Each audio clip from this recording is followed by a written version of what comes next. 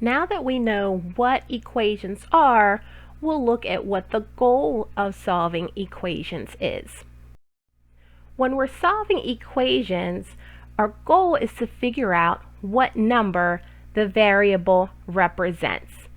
Some equations will be pretty simple to solve, some might take quite a few steps, but the important thing to know is whether or not we have actually found our solution. So let's look at a pretty simple equation here. We have a plus 5 equals 12. So we'd want to figure out what number a represents. We can do a little mental math and figure out that 7 plus 5 equals 12. That means that a is 7. Or mathematically we can write it as a equals 7. Once you get down to this step, no matter how complicated your equation is or how many steps that it takes to solve it, once you get down to this step, that's when you know your equation is solved. Notice that we have 3 parts written here. We have our variable that's by itself on one side of the equation.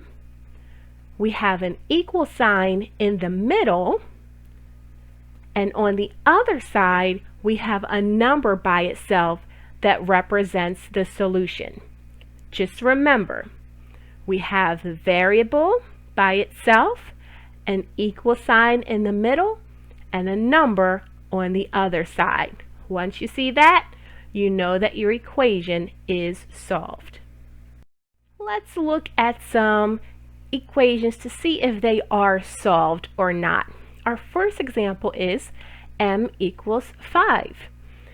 We have a variable, an equal sign, and a number. So, yes, it is solved. It says that m is 5. We already know what the variable is. In this example, we have b minus 3 equals 10. We don't have the same format that we see as the one above it. This time, instead of just the variable by itself on the left side of the equation, we have that minus 3 with it.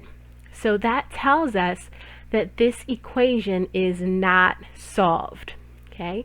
The variable has to be by itself on that side of the equation. Now we have 9x equals 27.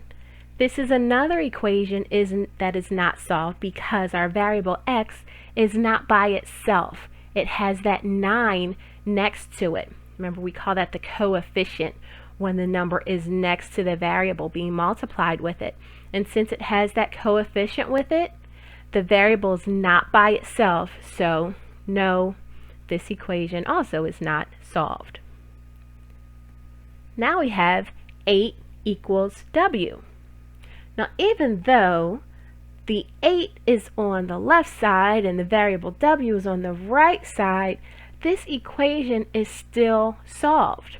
Okay, we still have just those 3 parts. The variable by itself, an equal sign, and a number on the other side of the equation. So it's completely okay if the number is first and then the variable is on the other side of the equation. As long as it just has those 3 parts, then it is solved. So as we move forward and we start to look at the specific ways of how to solve all different types of equations, just keep that in mind. This is how you know that your equation is solved once it gets down to having just those 3 parts: the variable, equal sign, and a number.